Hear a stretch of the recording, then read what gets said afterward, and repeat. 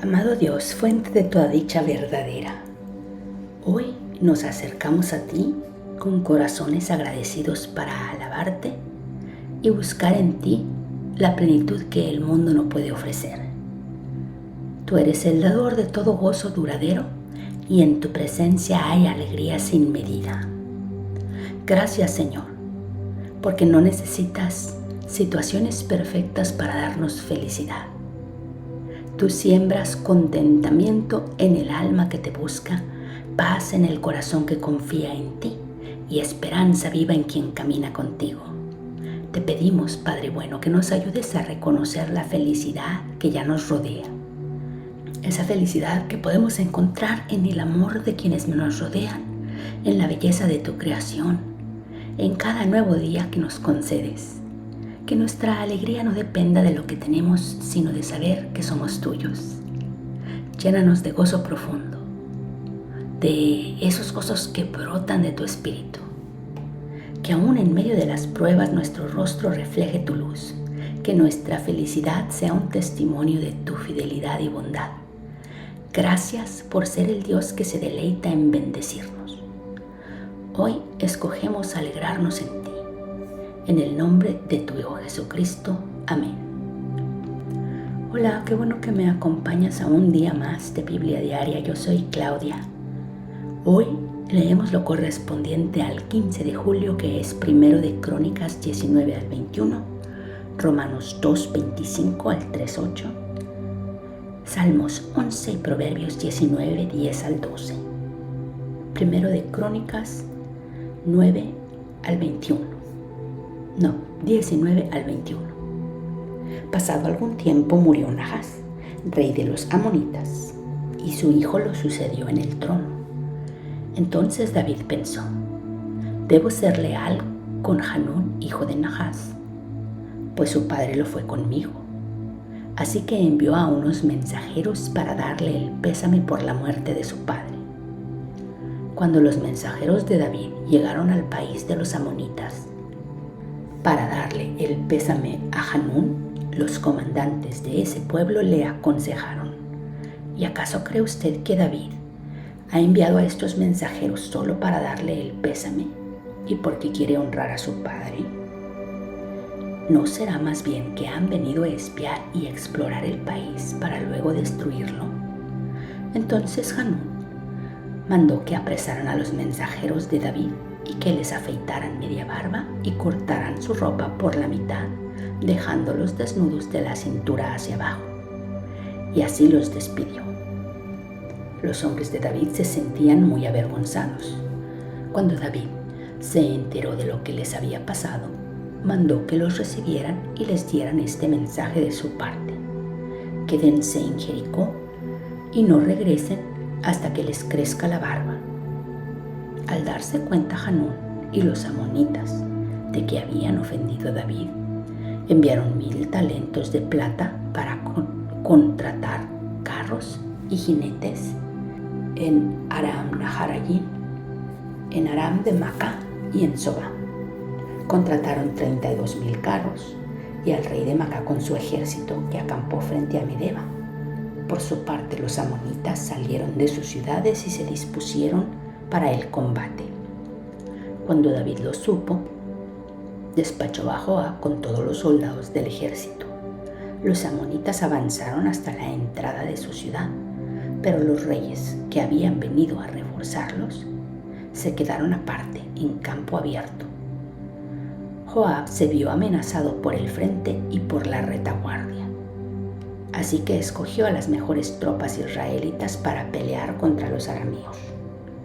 El resto de las tropas las puso al mando de su hermano Abisai para que enfrentaran a los amonitas. A Abisai le ordenó: si los arameos pueden más que yo, tú vendrás a rescatarme, y si los amonitas pueden más que tú, yo te rescataré. Ánimo, luchemos con valor por nuestro pueblo y por las ciudades de nuestro Dios, y que el Señor haga lo que bien le parezca. Enseguida Joab y sus tropas avanzaron contra los arameos y estos huyeron de él, al ver que los arameos se daban a la fuga, también los amonitas huyeron de Abisai y se refugiaron en la ciudad. Entonces Joab regresó a Jerusalén. Los arameos, al verse derrotados por Israel, enviaron mensajeros para pedir ayuda a los arameos que estaban al otro lado del río Éufrates. Sofak, comandante del ejército de Hadad-Ezer, tomó el mando. Cuando David se enteró de esto, reunió a todo Israel, cruzó el Jordán y tomó posición de batalla contra los arameos. Estos lo atacaron, pero tuvieron que huir ante los israelitas. David mató a 7,000 soldados que guiaban los carros de guerra y a 40,000 de infantería. También mató a Sofak, comandante del ejército arameo. Al ver que los arameos habían sido derrotados por los israelitas, todos los vasallos de Hadad-Ezer hicieron la paz con David y se sometieron a él. A partir de entonces los arameos se negaron a ir en auxilio de los amonitas. En la primavera, que era la época en que todos los reyes salían de campaña, Joab sacó el grueso del ejército y devastó el país de los amonitas. Llegó hasta Rabá, la atacó y la destruyó, pero David se quedó en Jerusalén. Al rey de los amonitas, David, le quitó la corona de oro que tenía puesta, la cual pesaba 1 talento y estaba adornada con piedras preciosas. Luego se la pusieron a David. Además, David saqueó la ciudad y se llevó un botín inmenso. Expulsó de allí a sus habitantes y los puso a trabajar con sierras, picos y hachas de hierro. Lo mismo hizo con todos los pueblos amonitas, después de lo cual regresó a Jerusalén con todas sus tropas. Algún tiempo después, se originó una batalla contra los filisteos en Geser. En esta ocasión, Sibecai, el husatita, mató a Sipai, descendiente de los refaitas. Así sometieron a los filisteos. Luego, en otra batalla contra los filisteos, el Hanán, hijo de Yair, mató a Lahmi, hermano de Goliat el Gitita, cuya lanza tenía un asta tan grande como el rodillo de un telar. Hubo una batalla más en Gat. Allí había otro gigante, un hombre altísimo que tenía 24 dedos, 6 en cada mano y 6 en cada pie. Él también era descendiente de Rafa. Este se puso a desafiar a los israelitas, pero Jonatán, hijo de Sima, hermano de David, lo mató. Estos fueron los descendientes de Rafa el Gitita, que cayeron a manos de David y de sus oficiales. Satanás conspiró contra Israel e indujo a David a hacer un censo del pueblo. Entonces David dijo a Joab y a los comandantes del ejército: vayan y hagan un censo militar que abarque desde Beerseba hasta Dan. Luego tráiganme el informe para que yo sepa cuántos pueden servir en el ejército. Joab respondió: que el Señor multiplique 100 veces las tropas, pero ¿acaso no son todos ellos servidores suyos? ¿Para qué quiere hacer esto mi señor el rey? Porque ha de hacer algo que traiga un castigo sobre Israel. Sin embargo, la orden del rey prevaleció sobre la opinión de Joab, de modo que éste salió a recorrer todo el territorio de Israel. Después regresó a Jerusalén y entregó a David los resultados del censo militar. En todo Israel había 1,100,000 que podían servir en el ejército, y en Judá 470,000. Pero Joab no contó a los de las tribus de Leví ni de Benjamín, porque para él era detestable la orden del rey. Dios también la consideró como algo malo, por lo cual castigó a Israel. Entonces David dijo a Dios: he cometido un pecado muy grande al hacer este censo, he actuado como un necio. Yo te ruego que perdones la maldad de tu siervo. El Señor dijo a Gad, el vidente de David: ve y dile a David que así dice el Señor: te doy a escoger entre estos 3 castigos. Dime cuál de ellos quieres que te imponga. Entonces Gad fue a ver a David y le dijo: así dice el Señor: elige una de estas 3 cosas: 3 años de hambre o 3 meses de persecución y derrota por la espada de tus enemigos, o 3 días en los cuales el Señor castigará con plaga el país y su ángel traerá destrucción en todos los rincones de Israel. Piénsalo bien y dime qué debo responderle al que me ha enviado.